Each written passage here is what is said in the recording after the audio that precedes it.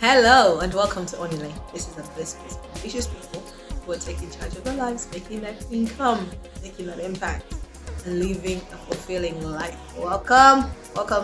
Today we're talking about something that you and I have to deal with. Everybody has the fear of people. I was reading Proverbs 29, verse 25, and it was like, the fear of people will disable, but those who trust the Lord will be free from it. And I was like, how true is this? Super true that so many of us are living lives we don't want to because we're afraid of people. And this can be people in our families or people outside of families. But the fear of people is a total snare. But again, you and I know, since we are people, that we also sometimes judge other people, and we are imperfect in that because we don't know people's stories, but yet we share our judgment, our opinions over what they should do and what they shouldn't do. So, should people trust our judgment? Absolutely not. How can we trust other people's judgment?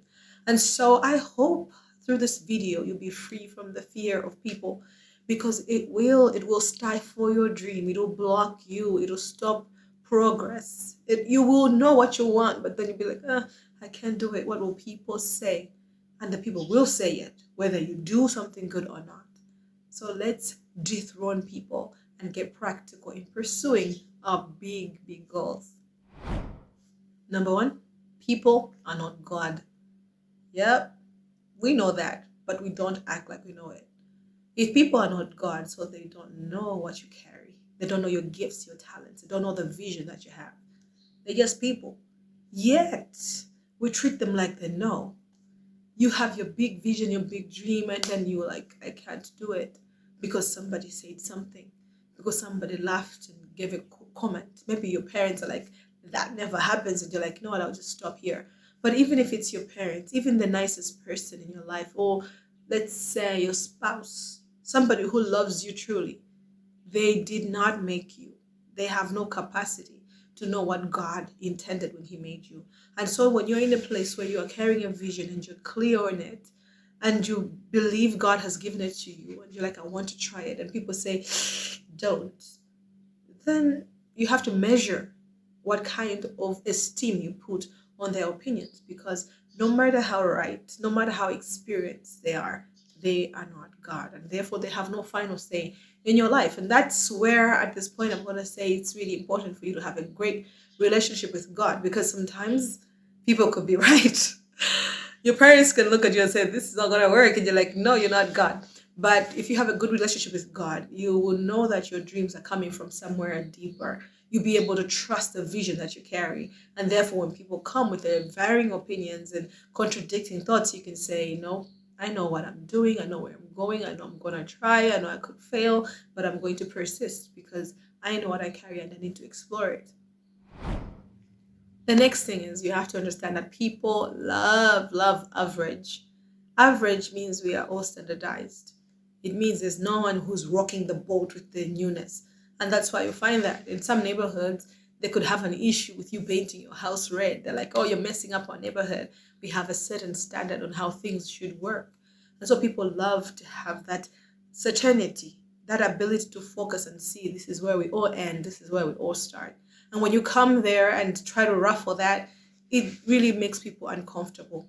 Because if you succeed in the great thing that you are envisioning, then it shows them their weakness. It shows them their failure. That, well, you could have succeeded too, but you didn't. So it reflects badly on them. If you're starting a business and nobody in your family has started a business successfully, it will make some people uncomfortable because your success will mean they could have succeeded too if they had persisted. So when you understand that people love average, then it frees you to think, okay, I can dream bigger. Just because they have this standard, they have the limits, they don't get to impose those on you. You can choose your standards and your limits, and you can pursue bigger things and get out of the boat altogether and pursue things that they never even envisioned possible for themselves. So take note of that and move on with it. The other thing is that people are afraid. People are afraid. The fears that people hold are just crazy. Some are real, but there's so many fears. There's so many potential for failure, potential for judgment, potential for loneliness, potential for whatever. There's so many fears. And most people operate from that fear. They're trying to be safe, they're trying to be protected. There are people with brilliant ideas, and you hear them and you're like, oh my goodness, you could make a killing with that idea. But they're so afraid of failing, they will rather just have what they have. There's potential for big things. They're so afraid of pain. They're like, I will just stay here. So people are generally afraid. And if there is something that is coming that is trying to override that fear of or disapprove that fear, then it exposes them. It exposes their weakness. And therefore, most people will get uncomfortable. So if you come into a place and you say something like, something that will threaten, if you come into a place and your idea threatens their livelihood, it threatens their reputation, it threatens their stand in the community, it will bring a fear, and that fear will lead to them saying no, let's not do this, will block you and try to make fun of you and hinder your progress. But 90% of the fears people have never really materialized. If the Wright brothers, the ones who designed a plane, were afraid, would not be flying today. If the person who designed the motor car was afraid, would still be on horses and cows right now, and that would just be uncomfortable and it would make life really hard. So everybody who achieved something saw the fear and did it anyway. If you have any such fears, then you realize that you're in great company. So you will acknowledge the fear, but you will not let it hinder you. Because many people let their fear hinder them, they also want that projected on you. Don't let it affect you. Move forward. The other thing is that people don't even know themselves. Yes, knowing yourself means exploring, trying new things, and understanding your power and understanding your value. If you look at the average person, you'll find that many people do not understand their power, their value. They'll be in a job that undervalues them for years and they'll stay there and think, this is what I get out of this life. They'll give something 40 years that doesn't give any reward back, but they won't give 2 years to something that promises some sort of reward. People don't know themselves, people don't understand their capability. And when they see somebody who is showing hints of understanding or exploring their capabilities, it makes them uncomfortable. So people will think, who are you? Who do you think you are? We don't do that here. We don't live like that here. We don't try things here. So it's their fear. They're projecting it on you, but it has nothing to do with you, because when I don't know myself, I'm uncomfortable with a person who seems to know themselves. When I don't know where I'm going and I meet somebody who seems very clear, I'll be like, oh, this is arrogant. Why do they seem like they know who they are, or they know where they're going? Life doesn't work that way. Have you heard that before? I know I have felt a little uncomfortable sometime in the past when I didn't know what I wanted out of life and I meet somebody who seems so clear. It seems arrogant. It seems like, don't do that. Don't do that, because life could happen any minute. No. You see? So people don't know themselves, and therefore they have no right judging your journey and you. They have a whole job of really discovering themselves. Even the Bible says that don't really focus on the speck in somebody's eye when there's a log in yours, because there's always more to do with you than to do with somebody else. You know more about you than somebody else. And so when people don't know themselves, they tend to focus on the other person and try to pick and try to move the blame and the excuses into somebody else's lane. Don't let that bother you. Go on in your big dreams. Don't let that bother you. Go on with your big ambitions. The last thing is that people need help. They do. You see all these freedom fighters in our history. You see all these big entrepreneurs in our current times. These are people who are making our lives better. In the past, they fought for our peace and they fought for our liberation. They did so many amazing things, but it was always that one person who started it. Everybody else, maybe they were afraid, they didn't want to do it, maybe they supported in one or the other, but most people needed that leader to step up and do the work. People need help. People need serving. You need to serve them, to support them. But if people are a big fear for you, a big block for you, how can you serve the people who you're worshiping? You are afraid of them, you want their claps, their approval, you won't be able to support them. But if you dethrone them and put them in their place and you worship God and do your work, then your work will be what serves the people.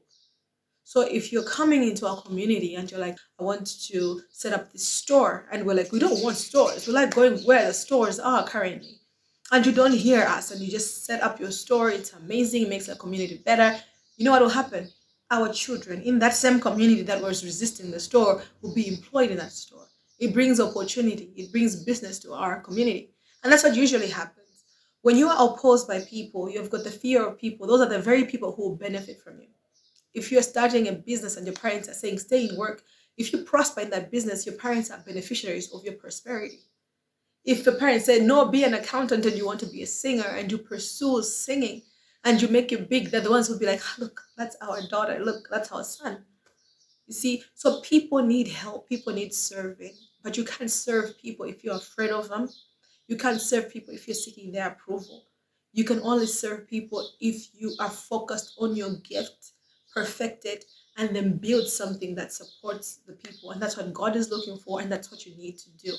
People need help, and the help is from you, and you have to focus on your lane so that you can help them.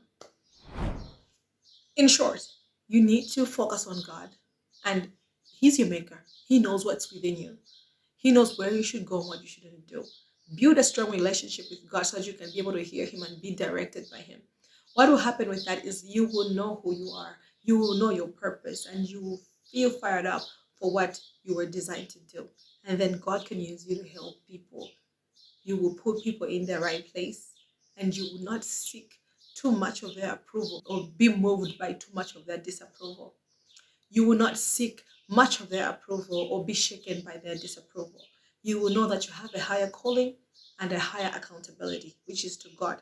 And you will know that whatever you're doing will be what will support other people.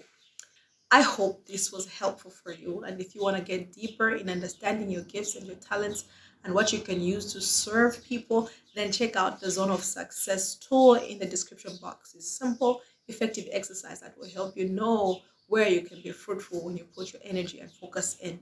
And if you want to get deeper, check out the Circle of Greatness. It's my program that goes deep in helping you build the legacy that you desire, a legacy of wealth and impact, starting with purpose, knowing God, and understanding your gifts. It's a remarkable program. I invite you to check it out. New videos come over here every Tuesday, and there's a new podcast every Thursday. So let's hang around and let's grow together. Like, share, subscribe, and I will see you next week.